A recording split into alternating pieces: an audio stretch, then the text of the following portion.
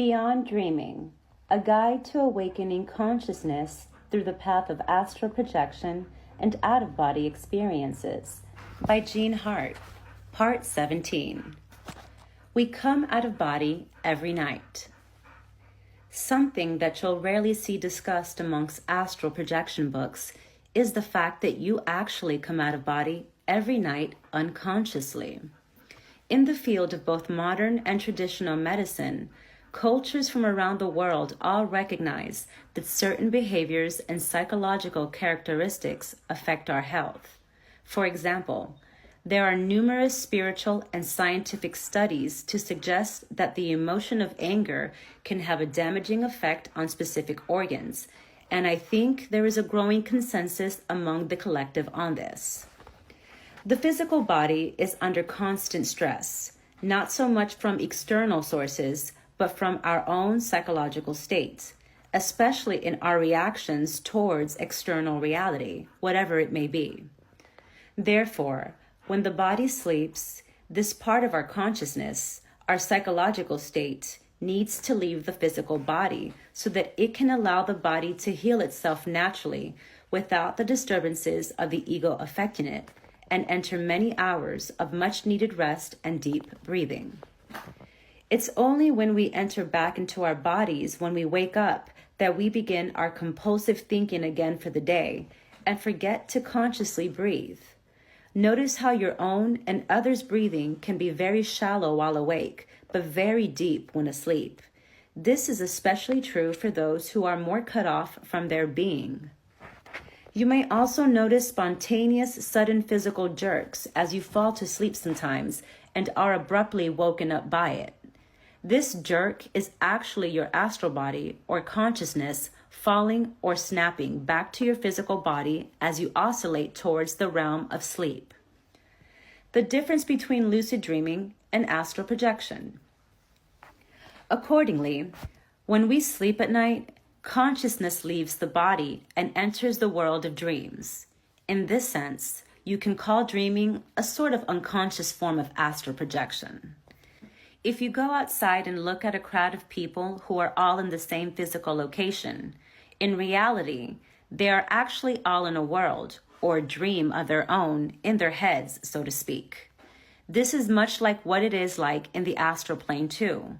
When consciousness roams out of the body at night, it's often not in the objective astral experience that it should be, but more in a subjective dream world of our own imagination. At first, it may not seem that there is a lot of difference between lucid dreaming and astral projection. Still, one of the keys to identifying it is in how the experience feels. For beginners, you shouldn't stress about this difference too much. Both phenomena are non-physical realities, and both have much significance and learning opportunities for you. Dreams can be vivid, yes, but there is a distinct hyperrealism and knowing to astral projection, especially when you feel yourself coming out of your body and standing in your room. In their deepest essence, though, lucid dreaming and astral projection are very different. One description you can say is that dreams are an inward subjective experience of your own creation of infinite possibilities, but that astral projection is an outward objective experience of actual dimensions that have laws and limitations similar to the physical plane. Unlike dreams, the astral plane is a natural and tangible place where you can interact with others. Sometimes there are experiences blurred between the astral and dreams, and it can be difficult to tell the difference.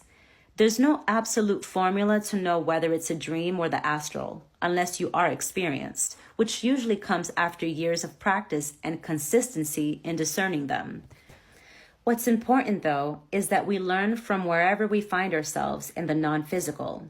Dreams can be just as, if not more significant and profound than astral projection in terms of learning about one's spiritual progress.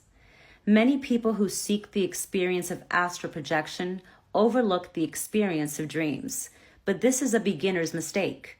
Dreams are essential. They reveal the things we need to work on the most, things we need to move past, because if you want to astral project, you need to stop dreaming and be present in reality, free from fantasies and compulsive thoughts, especially destructive ones. These are often revealed to us in our dreams at night.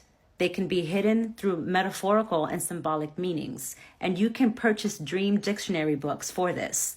But the best way to interpret them is through practice, introspection, and intuition. When you understand that we come out of body every night, it can answer many questions for your own practice. For example, many people often stress about what special things they should do while going to sleep in order to come out of body, such as what position they should sleep in. But in reality, all that is required is normal, relaxing sleep. You may either become conscious during the falling to sleep phase and become aware of the separation that occurs during this time, or you will spontaneously become conscious during the middle of an unconscious out-of-body experience or dream that is happening already. The key is in setting intention to become aware before sleeping.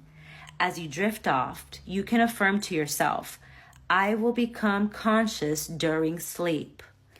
I've had numerous encounters with people on the astral plane where I immediately know that they are not conscious that they are out of body.